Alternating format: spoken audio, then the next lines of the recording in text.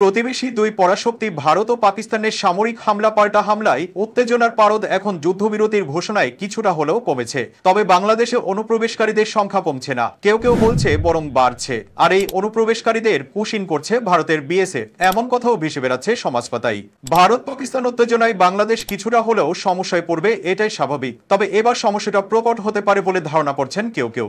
ভারত নিয়ন্ত্রিত কাশ্মীরের পেহেলগামে পর্যটকদের উপর হামলার পর অবৈধ বসবাসকারীদের বিরুদ্ধে ধরপাকড় জোরদার করেছে দেশটি।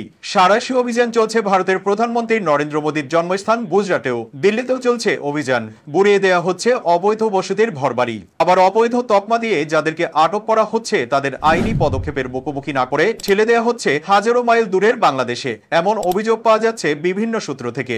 স্থল এবং জল যে কোনো সীমান্ত দিয়ে ঢুকিয়ে দিচ্ছে ভারতের সীমান্তরক্ষী বাহিনী বিএসএফ।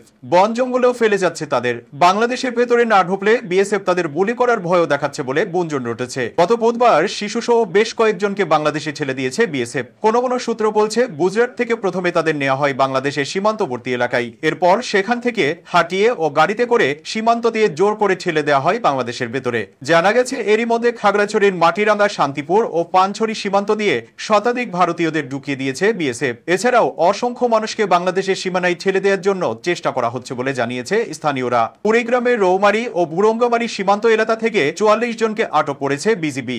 খাগড়াছড়ি ও কুড়িগ্রামের এই পুশিনের ঘটনা একই দিনে ঘটেছে। তবে সাতক্ষীরায় নদীপথে 62 ভারতীয়কে শুক্রবার ঠেলে দিয়েছে বিএসএফ। তাদের জিজ্ঞাসাবাদ করছে কোস্টগার্ড।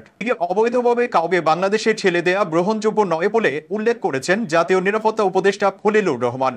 আমরা কেবল আমাদের দেশের নাগরিক যদি কেউ থাকেন এবং তা প্রমাণিত হয় তাহলে তাদেরকে গ্রহণ করব, এবং এটা ফরমান চ্যানেলে করতে হবে।